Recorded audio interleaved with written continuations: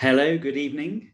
My name is Andrew Copson here at Humanists UK, and I'm absolutely delighted to be joined this evening by Professor Francesca Stavrakopoulou, who is the author, is waving now, there she is, you know her face, but she is the author of this absolutely beautiful book. I mean, the cover is gorgeous, isn't it, Francesca? Oh, it's lush. It's lush. Amazing. Who designed that? Well, I was going to say, they just asked me what kind of thing do you want on the cover, and I said blue and gold, and I said maybe some feet, and then they just came up with that, which was gorgeous. They did it so well.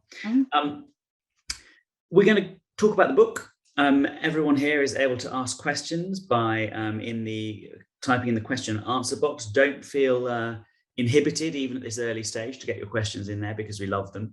And I've noticed in these events that one of the things that happens is that all the questions flood in right at the end, and it's too late, and you think, oh, here's 100 million brilliant questions, but we've only got 2 minutes left. So don't be shy. Get your questions out and in the box there as soon as possible, even while we're still speaking.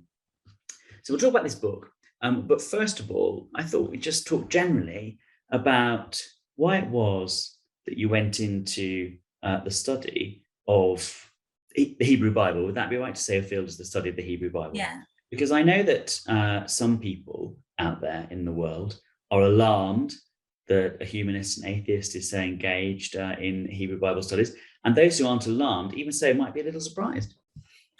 It's Jesus. It's all Jesus' fault. That's why I'm in it. Because when I was at school, like as in secondary school, I was really interested in religion, because I wasn't religious, but my family, my mother wasn't religious, so I wasn't brought up in a religious way. But obviously I had Greek family on the one hand, so I was really interested in ancient Greek mythology, legends, etc., which obviously, but my English grandmother was not massively religious, but C of E, and she used to take me to church with her every now and then on a Sunday.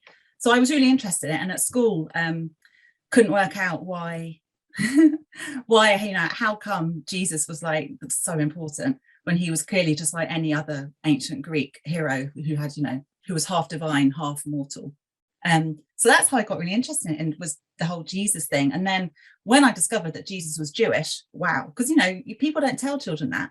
So I was about 11, found out that Jesus was Jewish, and I wanted to find out more about, what religion, if he was Jewish, what did he believe? And so I got really interested in it. So I went to university. Originally, I was really interested in New Testament studies. I wanted to find out more about the so-called quest for the historical Jesus. Who was he? Did he exist? What did he teach? Blah, blah, blah. And then I found out that the Hebrew Bible, or Old Testament, is far more interesting than the New Testament. And that's how I got hooked, really. And anyone who reads this book, I think, will come to agree with you. It is absolutely fascinating. And in a similar way that you saw Jesus or encountered Jesus or read Jesus as being another one of those demigod guys, like the others, you obviously saw the God of the Bible as being another God, like other gods as well. I mean, exactly. One of the sort of the biggest theological ideologies that scores all the way through the Hebrew Bible and the New Testament is the idea of the exceptionalism of this deity and the exceptionalism of this religion and the traditions that go along with it.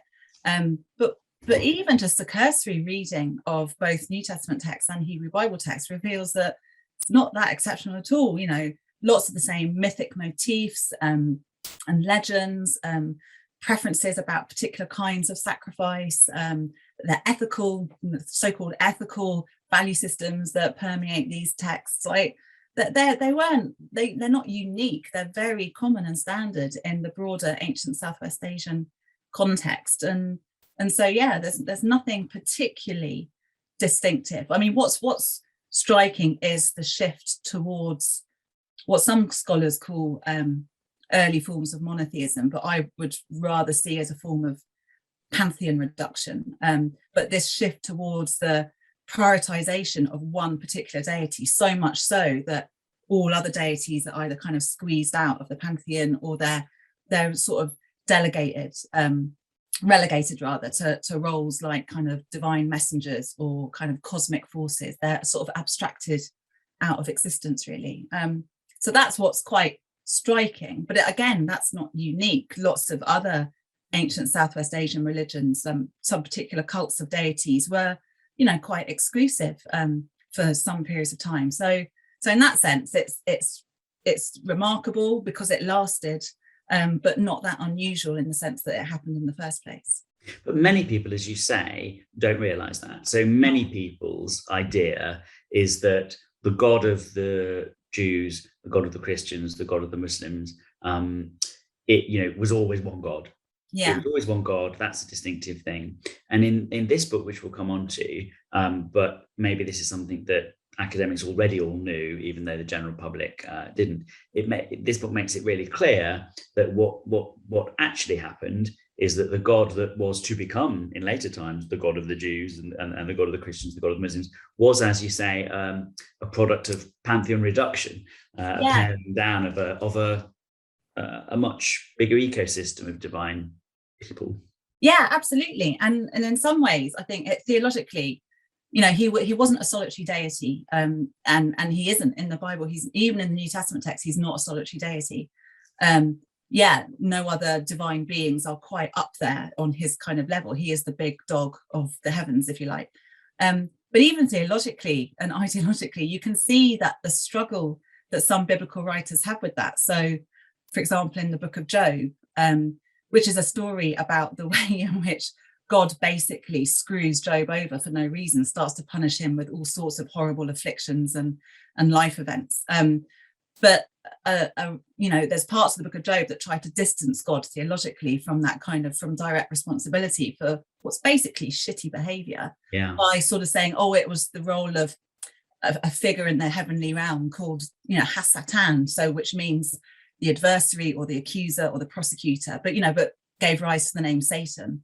So even then they're sort of struggling with it. Look at the story in Genesis about Yahweh calling to Abraham, saying, Abraham, I want you to devote yourself exclusively to me and I'll be your God and you'll be my special worshipper.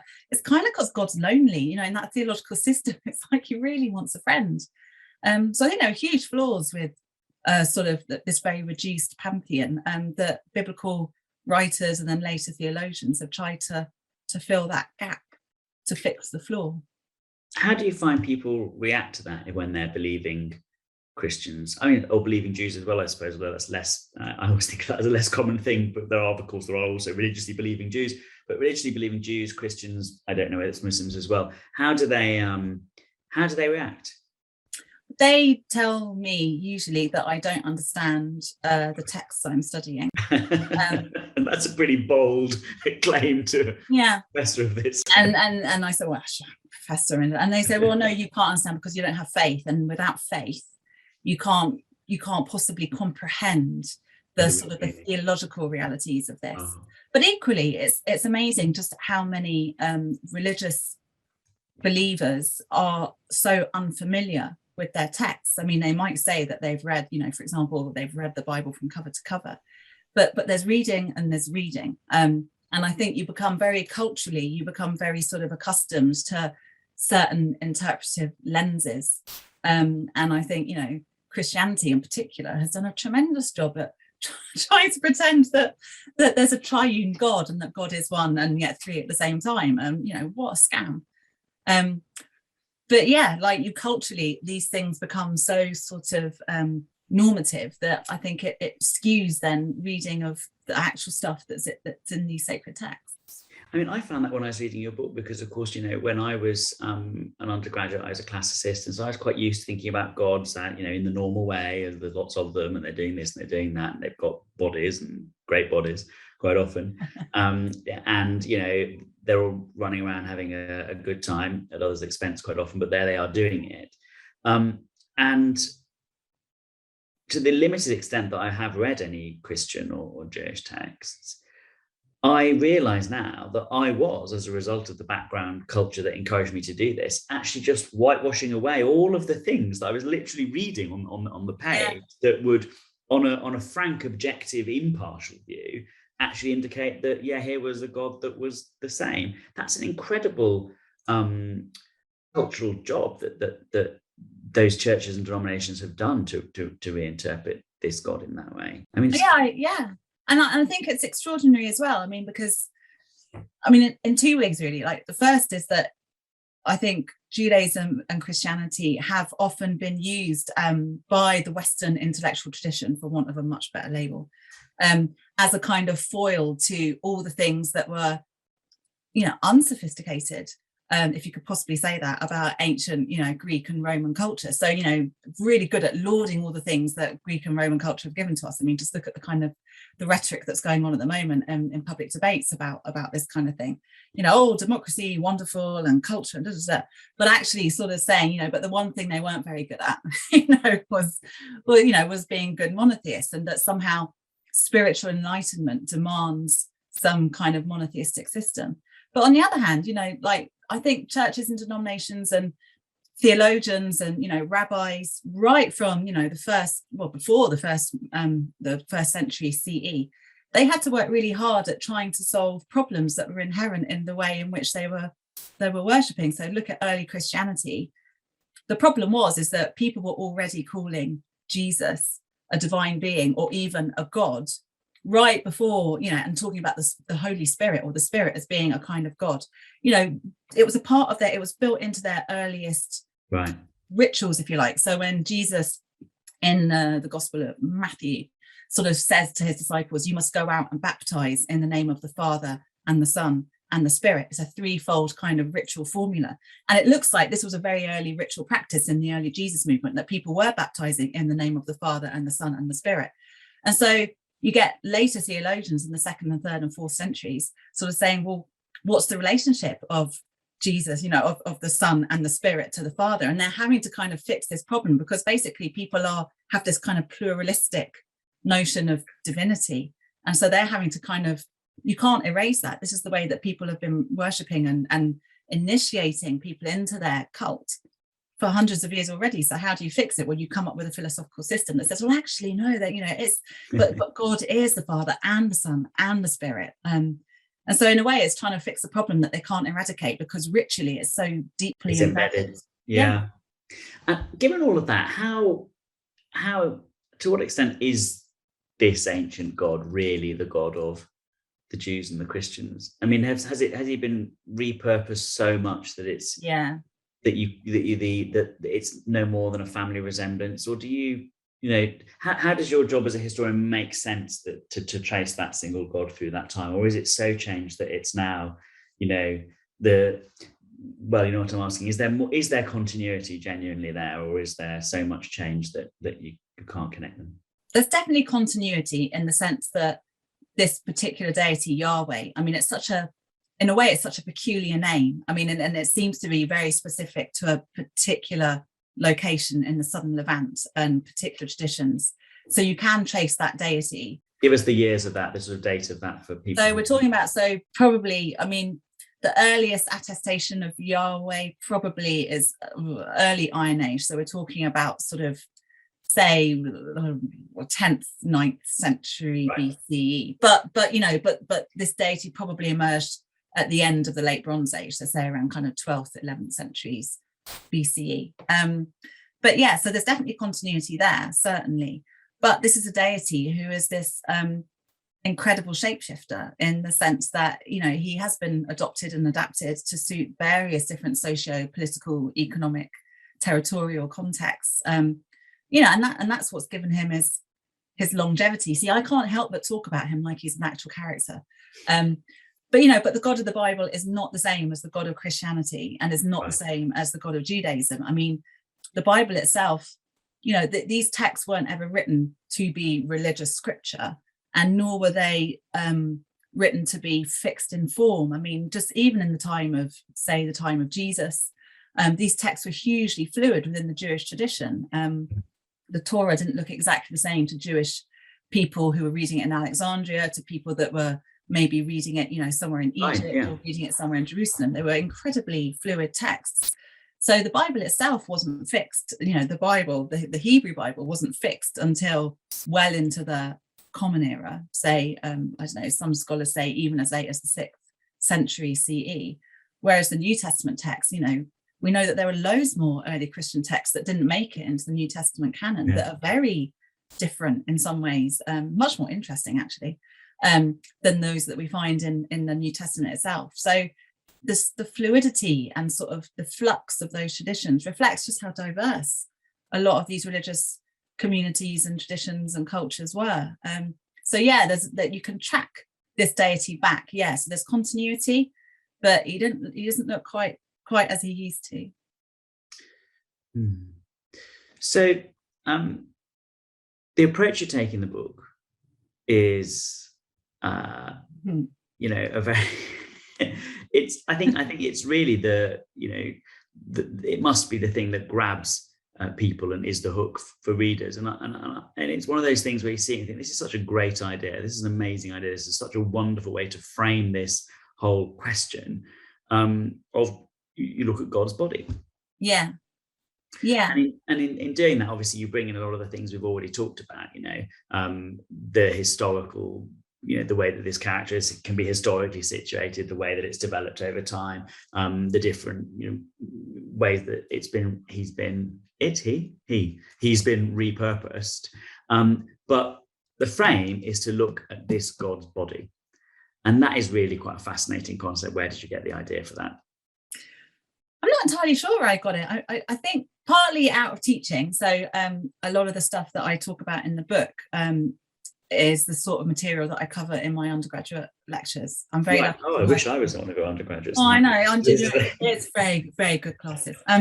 But yeah, like I'm very lucky that I work in an institution that allows me to devise courses on pretty much whatever I want, and I can teach how I want. And so that kind of, it was important to me with my students to always take a very visual approach to the past and to religion and to biblical studies, because we're very tech-centric in the West. This is beautifully illustrated, by the way. Yeah, I mean, God, it costs an absolute fortune to get all of those copyrights. Worth it.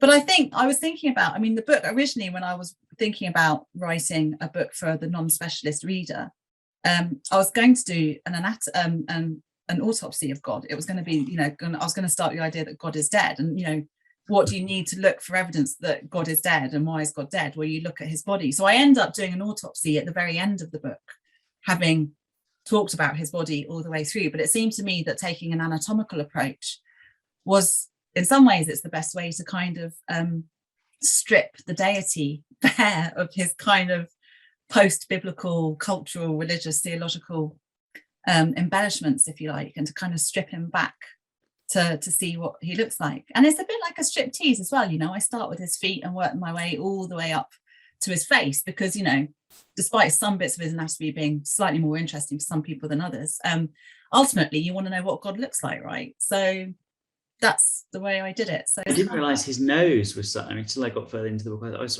surprised to hear that his nose was such an impressive, or that he's very proud of his nose. Yeah, he's extremely proud of his nose. He says it's his best feature. Who does he say? Yeah, he says it to Moses. Moses, yeah. Because I mean, that's the other reason for taking an anatomical approach, is that so much biblical religious language, so much religion, full stop, wherever it is, it's a bodily thing. You know, we are not, I don't see human beings as being minds or consciousness or whatever we are, enshrined or sort of encased in some fleshy shell. And that's certainly not the way that ancient writers understood what it was to be a person. And so it seemed to me that a lot of religious language and imagery and ideas and concepts, the religious imagination, is very much rooted in the bodily experiences of people, of these worshippers. Yeah. And equally, the deity that they worship, he expresses himself in very bodily ways. So even a lot of the later metaphors that we have about God, like the spirit, for example, I mean, in Greek, spirit, pneuma, also means wind, also means breath. And that's just like the Hebrew word ruach, which also means wind, you know, breath, or kind of spirit.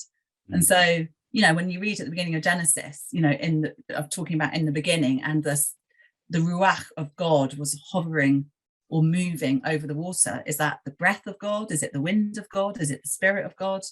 And so I think taking that sort of language and imagery right back to its bodily, concrete origins, if you like, seemed to me to be one of the most helpful ways to understand the invention of God. You've also, I think, got the zest of an iconoclast in that as well. You take quite a lot of pleasure in making him material, in embodying him, and I did enjoy writing this book. It's obvious. It's obvious you loved it from every page. I mean, it's absolutely brilliant. It's like incredibly enjoyable, very, very rigorous, of course, but I'm sure also a very enjoyable book to have written. Well, then, and that's the other thing as well, because I wanted people to realise that, you know, particularly a lot of us atheists and humanists, and you know, a lot of people say to me, "Oh, the Bible's so boring." It's like, it's really not. Like, it really is, like, incredibly brilliant, interesting, fun. It's full of like all sorts of bonkers ideas and monsters and gory stuff, and you know, wonderfully moving and deeply emotional, very powerful writing as well. And just because you're not a believer doesn't mean to say that somehow this stuff is irrelevant or boring, or it's not. And I just, you get a real insight into the ancient imagination. Exactly. And that's what I really enjoy about it. For me, it's a bit like time travel, you know. It's kind of like trying to think yourself into the experiences of these ancient people. Well, I think the thing that you the statement that you end the book with, saying, you know, this is a God who is made in our image, which of course is a very, very neat sort of final flourish. Very, very well. Very, maybe, but in the context of the book, it's of course a beautiful little flourish before you leave the stage. But there are bits where. But the point about that is that it links something you said earlier, which is actually at the same time as you're anatomizing God, you're also discovering things about the way that the people who created this God thought about their bodies, every part of their bodies. I mean, one of the most interesting, I won't say the most interesting because it's all fascinating, but one of the most interesting to me was the feet. Yeah. When you talk about the feet of God, which are interesting in their own right, you can tell us about those in a moment, but you talk about the feet of God, and the importance of feet, and and then use that to illustrate how ancient people really grounded themselves, that they were barefoot, that they felt connected to the soil in all sorts of ways that are different from our contemporary experience of our own bodies and the relative importance of the different parts of our bodies. Yeah. And so on. I mean, that is a fascinating aspect of this, isn't it? Yeah. There was something that really struck me when I was sort of first researching this stuff a while ago, and in that we have really lost contact with our feet in ways that, you know, the ancient people in lots of different cultures and people in a lot of traditional societies today still use their feet in ways that people in the West just don't. I mean, they, you know, it's not just, you know, they're not just motors. We tend to think of our feet as kind of motors primarily that get us about or from one place to another. But, you know, feet were used for everything from, you know, not just kind of like treading grapes and kind of, you know, turning the potter's wheel and stuff, but, you know, measuring time as well as measuring distance, and measuring emotional and I suppose religious encounters. I mean, it's, you know, I wanted to talk in the book about, well, why do some people take off their shoes when they go into a holy place or a special place? And it's like, well, because it brings them into physical, bodily, sensory contact with the divine. That's exactly where that whole idea comes from. And thinking about that and the role of feet as power parts of our bodies. Trampling is a very big thing in a lot of ancient Southwest Asian ideologies, both religious and political. In ancient Egypt, for example, you know, pharaohs are always talking about trampling their enemies, and gods trample their cosmic, you know, monstrous enemies. And there's a way in which that the power dynamics of the feet and of footwear really kind of are fundamental to these religious systems, but also in the sense in which it also reflects the way in which ancient people were far more grounded than we are today. You know, we don't, our feet are no longer the sensory organs that they once were. I thought the scene in particular with Yahweh sort of trampling the enemies and all the blood coming around like that was pretty disgusting, but very vivid. Yes, but that's the thing. It's great though when he comes trampling back and says, "Oh, you know, he's covered in this red stuff," and the sentry says, "Oh, you're so splendidly robed. What are these crimson stains?" And he says, "I've been treading the wine press." And then he sort of explains it. He says, "I've been trampling human bodies over the way in Edom." And it just got, you know, and he would have been use ancient visual culture to look at ancient portrayals, visual images of people treading grapes, and you can see that they are up, up to their thighs in red stuff, and you just think, my God, this is pretty brutal. Yeah. What's your favorite bit of God's body? Oh my God, that's such a hard question. I think it's his red skin, probably. His red skin. Yeah, he's got a ruddy red skin, and I think that's probably my favorite bit, because partly because it reminds us that kind of constructs, because he's very beautiful, and the ruddiness of his skin is about a very masculine kind of beauty in the ancient world, but also because it so disrupts us from thinking about God in these kinds of very human ways. It reminds us that this is a very otherworldly being, and it disrupts our assumptions in the West about God being an old white guy. So I think probably his skin. Maybe. Yeah, probably. Or his tummy. God's tummy. Yeah, that's sweet. That's sweet. I would say taken with the feet. I think I went for the feet. But of course, one of the body parts that most people have mentioned to me, when they've been reading this book or heard about it, is, there's another part of his body. The genitals. It's the genital area. I'm approaching the genital area. I noticed. I like caution. The little nervous kind of twitch on your glasses as well. just tell us a little bit about that whole area, because that is a very fascinating part of the book, especially which is the prophet? Is it a prophet or the one who sees God's? Yeah. So Ezekiel talks about when Ezekiel sees God on his throne. He talks about a human-shaped God. This is, he's human-shaped, and everything is sort of mysteriously, kind of transcendentally, kind of disguised and covered.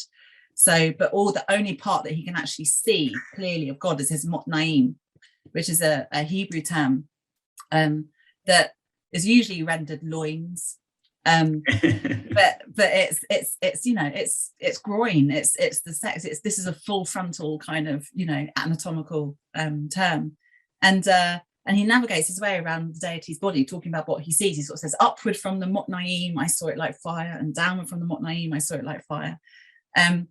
So yeah, and then the prophet Isaiah alludes to the huge size of the sort of whatever is protruding from God's waist when he sees him sitting down in his temple. And it's important because you can't have a deity, this was a fertility deity as well as a warrior deity, and it would be, even though in terms of visual culture imaging, not very many gods were explicitly visually depicted with their genitalia exposed. I mean, some deities were, like the Egyptian god Min is a really good example, who's always shown with a massive erection, and equally the corresponding part of his body, his hand raised up like that.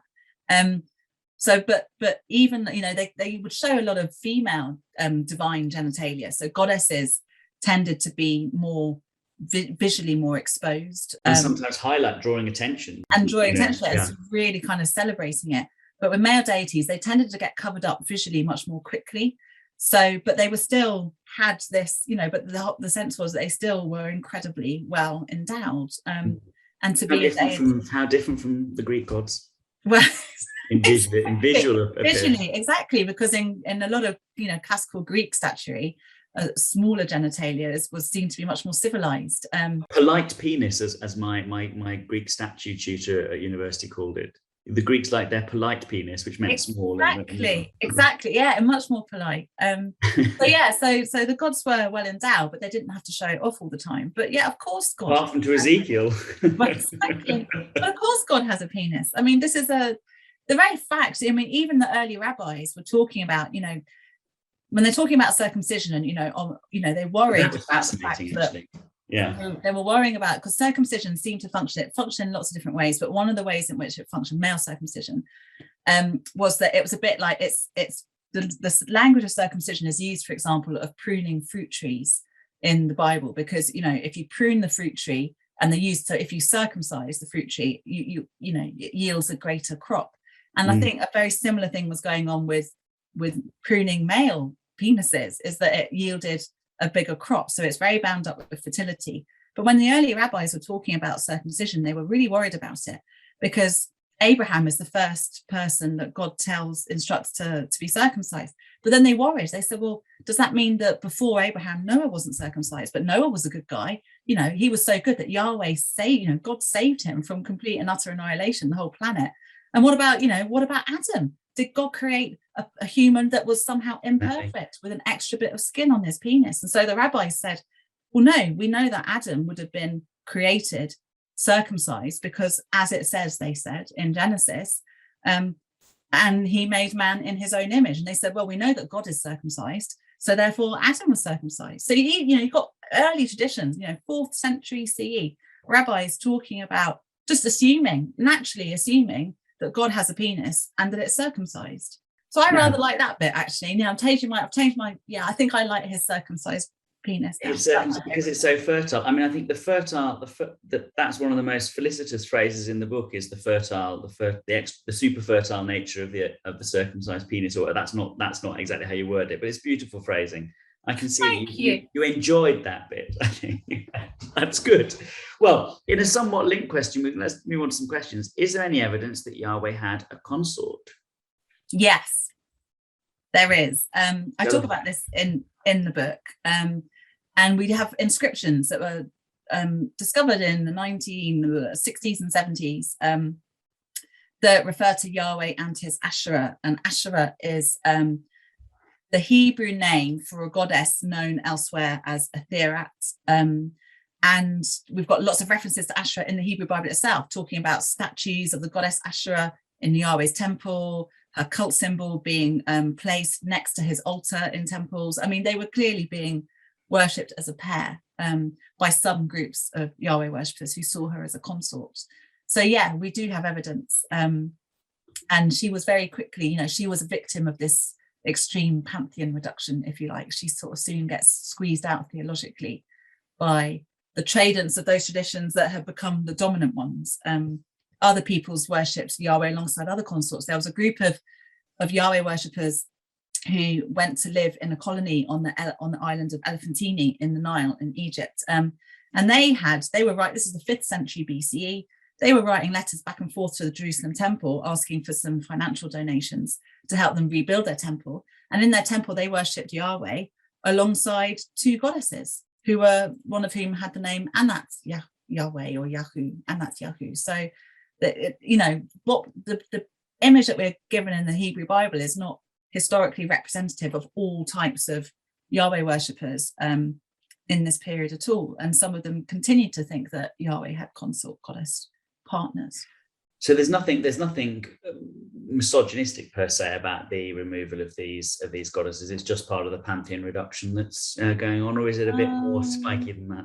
It's partly pantheon reduction going on, but I don't think it's a coincidence that, what we have in these Hebrew Bible texts in particular are texts written by men, for men, about men, but these are men who are in very kind of elite scribal groups, and they're very masculinist in their outlook, and they tend to be, and they're very male dominated from what we can tell. So I do think there is a degree there's a little bit of that. There's a bit of misogyny going on there. I say a bit. Have you read the Bible? But yeah, I would say that was a significant understatement. Well, here's a linked question, actually. What was the Bible as a text written for then, given what you've said so far about the Bible being, this collection of writings and others, as we've said? Was it written, the questioner asks, as history? Was it fictional stories? What was it? What type of work is it? Yeah, it's really varied. So across both the Hebrew Bible and the New Testament, you've got lots of in terms of genre, very, very varied texts and traditions. In the Hebrew Bible, a lot of the texts seem to have been produced by scribal groups with a particular professional affiliation. So a lot of the stuff that we find in the Torah comes from, or the first 5 books of the Hebrew Bible, comes from what looks to be a very priestly context, so a temple context. Some of the traditions seem to be from almost drawing on archival reports. So like in the books of Kings that basically tell the stories of the reigns of the kings of Israel and Judah, some of that stuff seems to be drawing on older archival material that was, which was a record of who reigned when and what was their mother called and blah, blah, blah.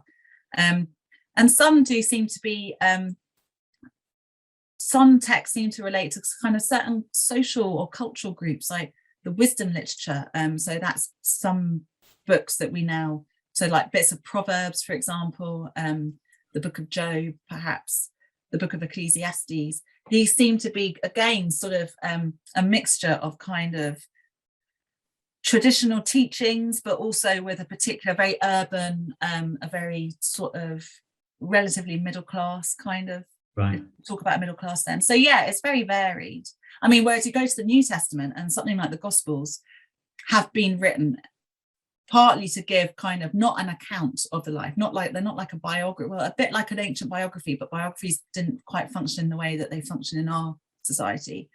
But to try to fill in the gaps, basically, because the earliest Christian texts that we have are the letters of Paul, and he's not bothered at all about the earthly Jesus. He doesn't give much for monkeys about what did Jesus do, where was he born, where did he live, where did he grow up, when did he first, when did people first know that, that Paul's not interested in any of that. He's only interested in what happened when Jesus was executed and then supposedly resurrected. So I think quite a lot of those other Christian traditions, particularly the Gospels, are trying to fill in that gap. They want to know, well, what was Jesus like before he died? It's not very good biography, is it? I mean, you'd rather read Plutarch than the new. I would anyway. A lot more vivid detail, as Catherine Nixie was saying in our last event. Yeah, exactly. Here's a question that's, again, sort of, I'm trying to link them together thematically, at least to some extent. In terms of moving from pantheism or polytheism to monotheism, why did people become, or why do you think they became so wedded to monotheism and fixing the text and reinterpreting it to make that the way it should be read? Because today, obviously, that is the cultural norm, but what was it that led to that? And especially in the context where previously, as you say, sort of continuous evolution had been the norm in relation to. I think partly the shift towards the kind of pantheon reduction monotheism was partly the result of political and territorial catastrophe. So the destruction of the Jerusalem temple in the 6th century BCE and the forced migration of a lot of the elites bound up with that temple community to Babylon or Babylonia.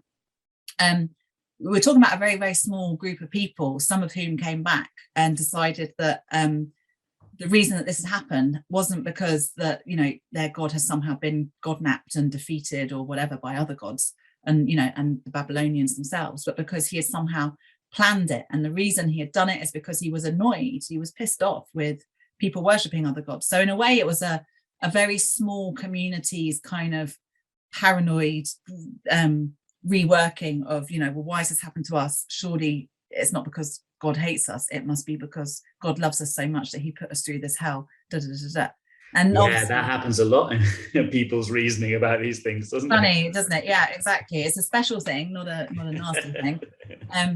But also, I think, it's their particular ideologies that then shaped, most of the material that we have in the Hebrew Bible comes from this period and onwards. So even when they're drawing on older traditions, like some of the stuff that we find in, say, the Book of Amos or the books of Kings, everything's being reworked and refiltered through this very kind of small group of people's kind of ideological frames. But then they become the kind of power holders, if you like, when Jerusalem and the temple's rebuilt, and so gradually this becomes more of a cultural norm than it has been before. And you find that, I mean, look at the Jesus movement, that's exactly the same thing. What starts off as a really small minor cult that other Jewish, it's a Jewish cult, and other Jewish groups are thinking, what the hell are they doing? That's ridiculous, and how can they be deviating from what they perceive to be cultural norms? They were just a small group, and their own particular ideologies gradually became increasingly dominant to the point where it spawned this whole kind of religion, which, and again, you get, with all the different Christian denominations, that's exactly the result again of like smaller ideologies gradually kind of being imposed or encouraged among a slightly wider social group. And I mean, that's one of the questions here. Another question is the way Yahweh emerged from and eclipsed 2 or more generations of a similarly dysfunctional family is very similar to the way Zeus came to dominate the Greek scene. Could, as Private Eye says, they perhaps be related? Are there other such? Yeah, exactly. I mean, tell us about that. And are there other such families where this this happens? Are they literally related, or you mean just as a social phenomenon? Or no, I think it's a really common motif, this idea of the younger generation of gods kind of trying to overthrow the older generation. So you find it all over Mesopotamia. And I think there are good reasons to believe that actually a lot of those traditions about the Greek pantheon that we find and the conflict between the generations of the gods probably ultimately derive from ancient Mesopotamian traditions, which are much older, a lot of them. Just as, and I think because it was such a widespread cultural motif across ancient Southwest Asia and Eastern Mediterranean, I think it's naturally become embedded into a lot of these religious systems. And you find the same, I mean, even to the point where you find the same motif in the Hebrew Bible, and even the New Testament as well. Look at John the Baptist and Jesus. It's kind of like the younger sibling, the younger figure. Think about, I don't know, Jacob kind of rising to prominence and his sons, just that conflict between the youngest son and the oldest son, for example. It's that kind of sense in which the rights of the firstborn are sort of overturned in some ways. So you can see bits of that with the Jesus movement. As I said, you kind of got John the Baptist. Some scholars think that Jesus was originally a member of John the Baptist's crew or movement, and that he then kind of usurps John the Baptist when John the Baptist is executed. Or, I mean, who knows? That would be a continuation of the theme, wouldn't it? Yeah, exactly. But it's I do see real similarities in the sense of somehow the kind of the new young thing coming along and everybody saying, oh look, that's much more exciting. Let's go for that one instead. Someone's asking, did God have a heart? I don't think that's something that's yes, it is. Yes, no way. Yes. In the Back and Beyond chapter, maybe. No, in Torso. Oh yeah, not in Back and Beyond. In I can't remember. Sensitivity. Oh, it's in the one about God, I can't even remember what's in my own bloody book. Anyway, tell us about the heart. The heart was the organ of thinking, basically. It was a cognitive organ. So in our culture, we tend to think of the brain as the cognitive organ and the heart as the emblem, as an emblem of emotion.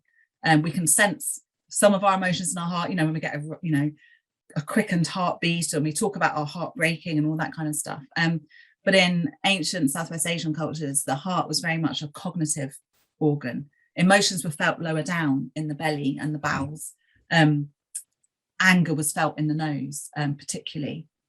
But yeah, the heart was a cognitive organ. So there's a lot about, let me tell you what chapter it's in, because that's going to be... I think let me tell you. Let me just look in my book. It's Inside Out, chapter 10. Oh yeah, okay. Before the chapter about poo. Oh yeah, we're not going to touch on that today. No. We've got a few quickfire questions here. The Jewish calendar started, I think we were just using you as the Ask Me Anything here. The Jewish calendar started 5,700 years ago. Does this relate to anything historical? No. Right, easy. This is not, I'll say that one. The Hebrew Bible refers to man being made in the image of God. How do we interpret that today? I don't know if he means we, but probably maybe how do people who believe in that interpret that today? Oh, they tend to, well, in various ways. They tend to, so within Christianity and Judaism, both, you tend to get an emphasis on that in being made in the image of God means being made in that there is something of the divine about humans. And that something of the divine is sometimes seen as the spirit or the soul that humans have. Sometimes it's seen as a moral or ethical tendency that we have somehow this moral framework that God has kind of imprinted on us. Reason sometimes some people say, you get some sort of very early Christians, a lot of early sort of Christians argued that it was basically that we were given reason in that sense, and that's what being made in the image of God is like, and it's what sets us apart from animals, the other created beings in the world. Surprised to see that Lilith was a winged demon who ate babies. How did this come about? It's a good question, pithy. It's a good question.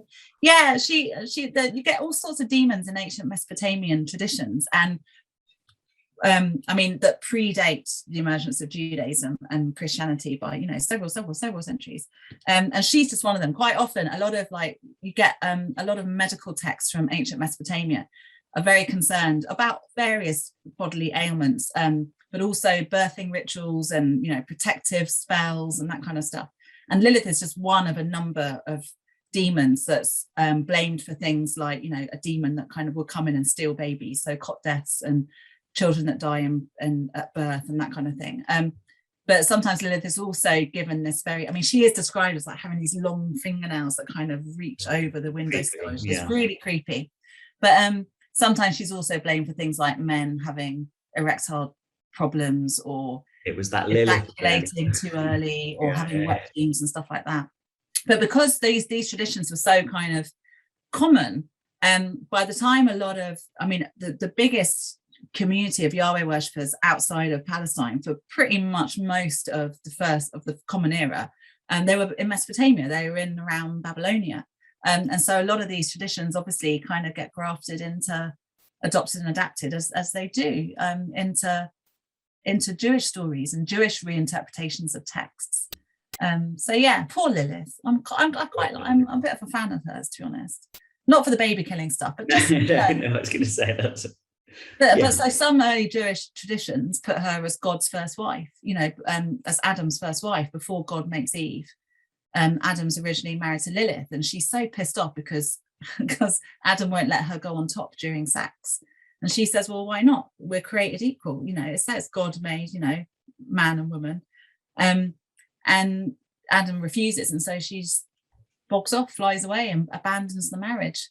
And then just kills babies for the rest of her life. Yeah, and that's the thing. Yeah, then she gets kind of like a bit annoyed about the whole, oh, Adam's got a new wife and they've got a family, and it kind of like falls into that sort of soap opera trope. That's disproportionate, but you can sympathise. Yeah.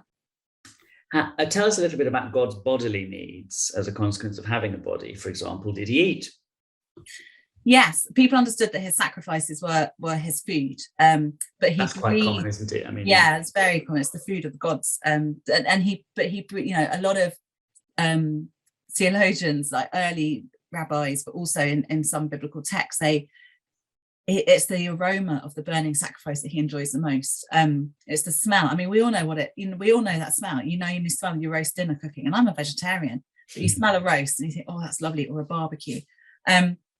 So you start to get this real insistence that he inhales his food. So it's his own fire that sort of sparks it on the altar and destroys it on the altar, but that he actually inhales it in the form of the smoke and the scent that's carried in the smoke to his nostrils. And then gradually after a while he stops eating, which coincides with the point at which the Jerusalem temple is destroyed by the Romans in 70 CE. And then thereafter, apparently, no, he doesn't need to eat. He doesn't need, because he can't have sacrifices anymore once the temple's gone. So apparently then that's when he decided he no longer needed to eat food.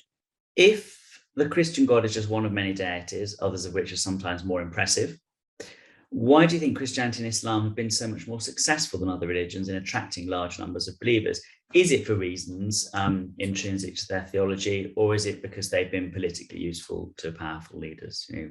The politically useful is the way in which, I mean, both Christianity and Islam have been the driving force, but also the kind of the way in which the wheels of empires have been oiled in various ways. And the other thing, I mean, what's particularly striking about Christianity, but also Islam, is that they are very malleable religions in ways that perhaps some forms of Judaism have tended not to be. And I think, so I don't think it's because their theology, I mean, theologically, they're theologically, what you tend to find in Islam, Christianity and Judaism today is that they are all very similar. Philosophically, they're all very similar. In terms of their ethical values and systems, they're all really similar. So I think it's more about the packaging and the imperial relationship that these religions in particular have had. Slightly linked question here is, has Islam been the most successful religion in excarnating the deity? Where has it failed? and what has it gained or lost in the process? You know, I mean, there were people like Bertrand Russell and who's the George Bernard Shaw, who quite admired Islam in some ways for having abstracted their God so far away. That, I think it is. It's been rational. Yeah, it's been far more successful at that abstraction, and I think that's one of the things that makes it particularly malleable in that, you know, particularly helpful in that sense, because you can take on all sorts of, you know, non-figural symbols and images, and, you know, and practices from loads of different sorts of social groups and communities all over the world. But you're not having to, you know, whereas Christianity has always struggled to say that, you know, one of its selling points is that God became a human and then died and rose again. And so therefore you too will also die, but you will rise again. But one of the big problems has been this whole thing about how can God become a human? So not just how can he have a body, how can he become a human who dies? And I think that's been, in some ways, it's a big selling point, but in other ways, I think it creates some difficulties, because what makes God special? I think. But yeah, I think Islam is far more successful at theological abstraction. Abstracting that, yeah. I've got so many questions. Here it's getting hard. How did men come to take over religion as needed?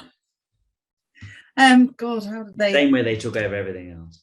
Yeah, pretty much. And because because I think it's about socio-economic context and political context, and the point at which written texts become authoritative, more authoritative than, say, ritual practices that are performed outside of some kind of central political institution like a temple or a palace or whatever.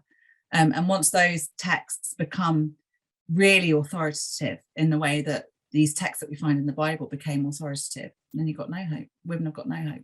Right. Because it's men who are, as you say in the book, that's the scribal class that is producing and gatekeeping these. Yeah. And that's not to say that there weren't women, you know, that women, I mean, we've got some evidence of women scribes from very early on in Mesopotamian cultures. But just in terms of the general cultural norms, it tended to be something that seems to have been performed by men and different sorts of men as well. So, you know, there were more than two genders in the ancient world, and there were some men who are conventionally termed eunuchs, for example, and, you know, the term eunuch could conventionally be used to talk about these particular kinds of men, but they were really important and had really prestigious political roles quite often. So I think there are lots of different sorts of men in the ancient world, or being a man was very, you know, could be very varied and very different. Equally, being a woman probably could be as well, but we just know less about them because these guys weren't writing about them as much.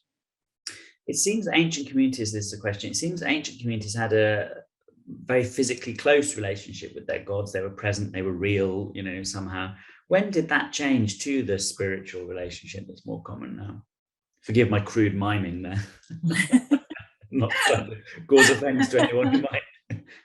I think it starts to change when you get the imposition of real hierarchies of religious power. So not just priesthoods, but priesthoods that are kind of can hold sway over huge territories and peoples, and then you kind of got layers and layers of bureaucracy. I mean, it's like in a business or a university. You know, you get so far removed from the center because there are so many layers of power between you and it.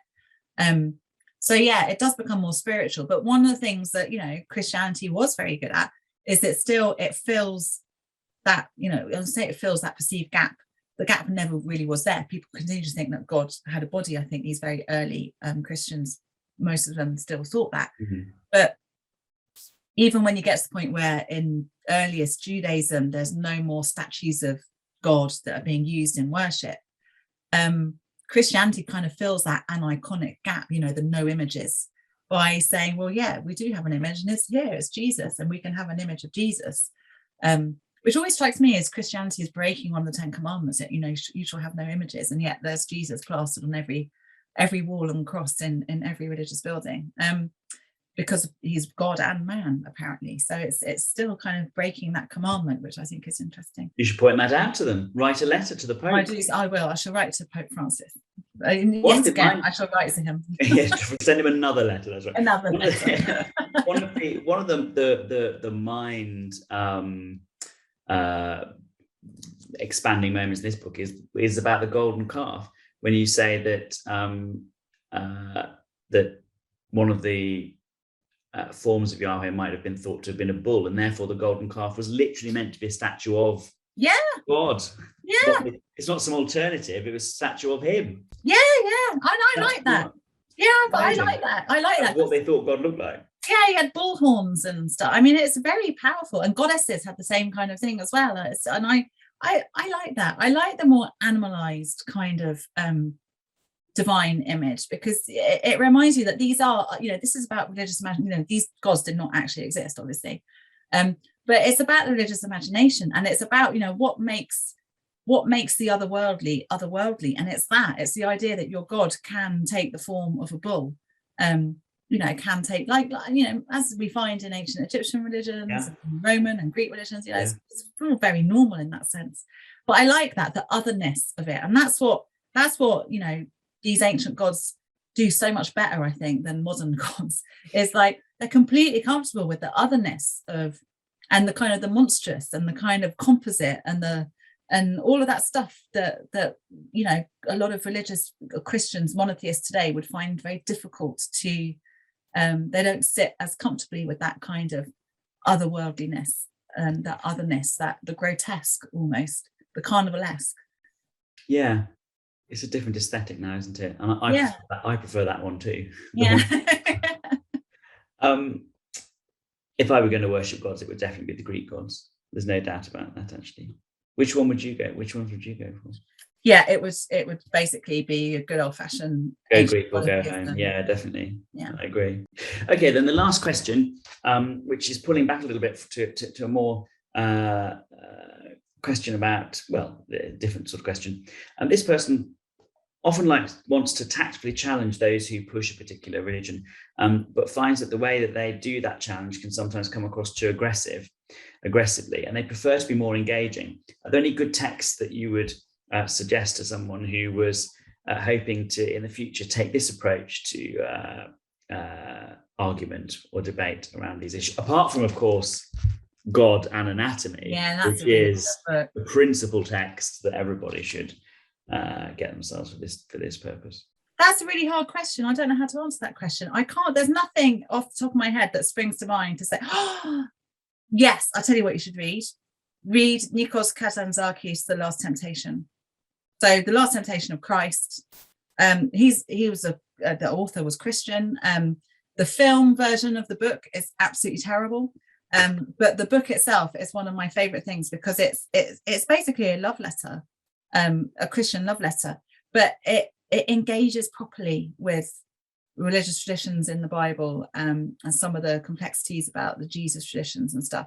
So even though it depicts Jesus as doing all sorts of things that that will make us think, we can see I can see the workings of that theology. I can see where you did your adding up there, and I can see the flaws in this.